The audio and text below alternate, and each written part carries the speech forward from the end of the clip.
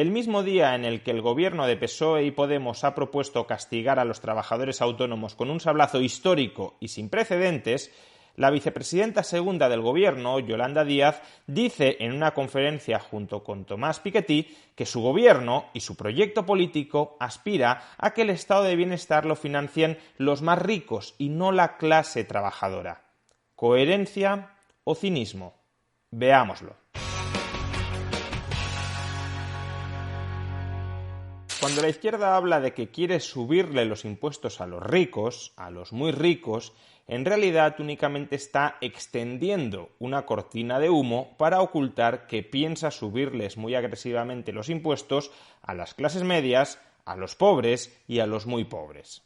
La razón debería ser bastante sencilla de entender, y de hecho bastan unas poquitas cifras para poderlo entender con claridad.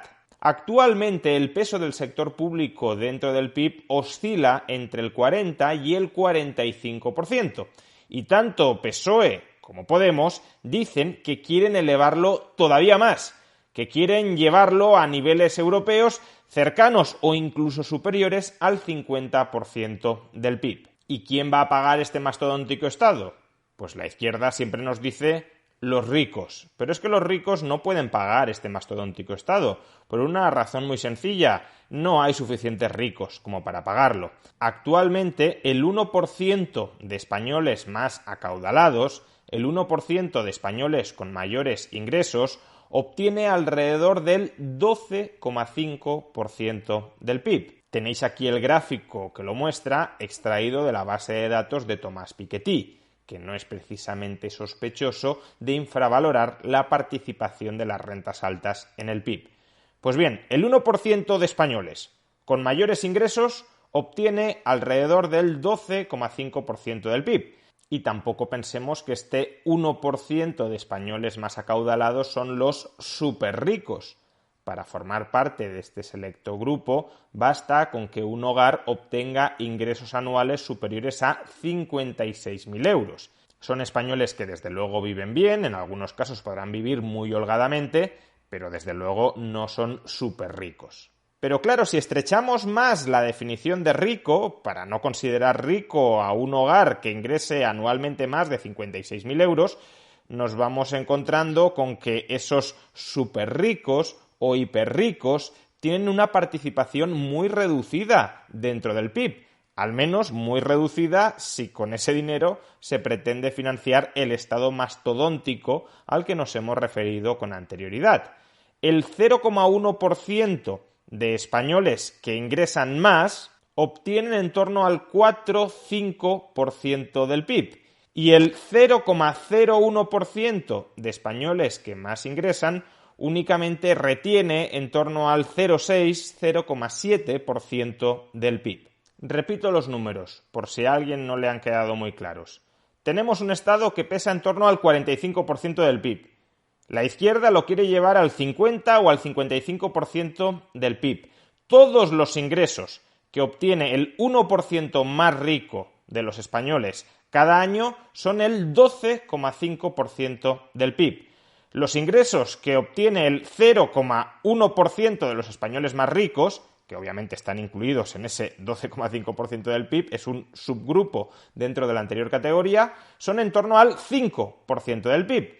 Y los ingresos que obtiene el 0,01% de españoles más ricos es el 0,6-0,7% del PIB. ¿Cómo van a financiar los ricos, los superricos o los superhiperricos el estado de bienestar si, como mucho, les podríamos quitar el 12,5% del PIB y el gasto público ya es el 45% del PIB y se quiere llevar al 50 o al 55%?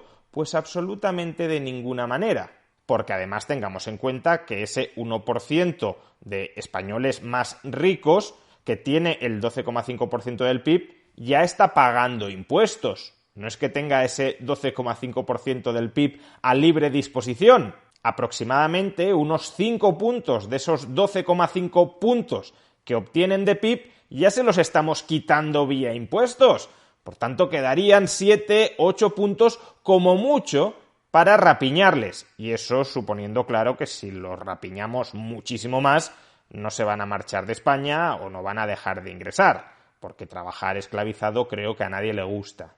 Por tanto, por necesidad, el grueso de la fiscalidad, la parte absolutamente mollar de la tributación sobre la que descansa el Estado mastodóntico que tenemos, y que algunos quieren acrecentar todavía más, por necesidad, esa parte mollar ha de ser los ingresos del resto de la población que no es rica, ni siquiera tomando definiciones muy laxas de qué es un rico. Tengamos todo esto muy claro, porque ahora mismo el gobierno de PSOE-Podemos está preparando un sablazo histórico, sin precedentes, contra los trabajadores autónomos. Y claro, mientras van preparando este sablazo histórico y sin precedentes, necesitan desplegar la cortina de humo para desviar la atención.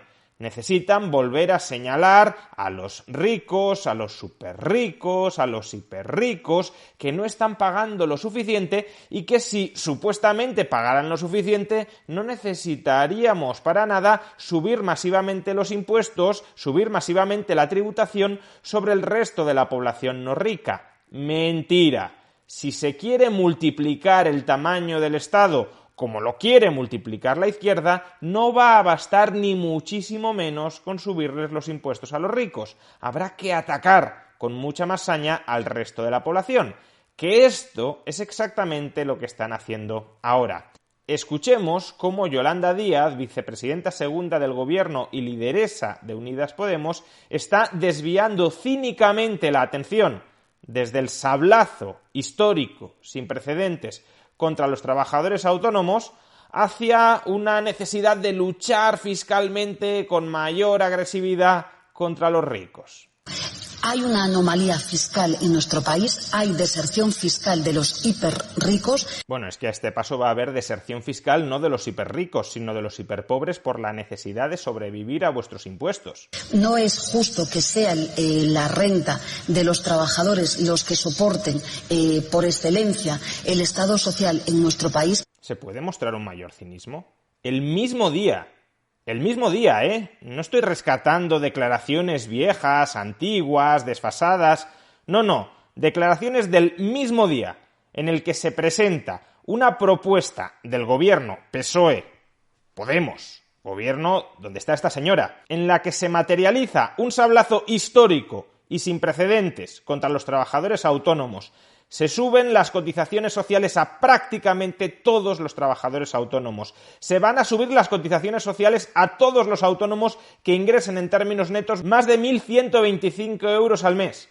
El mismo día en el que su gobierno, en el que ella, de manera colegiada, está defendiendo esto, al mismo tiempo, en su conferencia con Tomás Piketty, está argumentando que es inaceptable que los trabajadores soporten el gasto público. Pero si sois vosotros quienes se lo hacéis soportar, creáis un Estado gigantesco que no se puede financiar de otra manera salvo saqueando a los trabajadores, no solo a los trabajadores, pero sobre todo a los trabajadores, sacáis adelante nuevos tributos para efectivamente apretarles todavía más las tuercas fiscales a los trabajadores y luego vais a un acto intelectualoide en el que proclamáis que no, que el Estado lo tienen que financiar los ricos, ya no los ricos, los hiperricos, que es inaceptable que lo financie la clase trabajadora. Si sois vosotros quienes se lo estáis haciendo financiar, sois vosotros quienes estáis saqueando tributariamente a la clase trabajadora,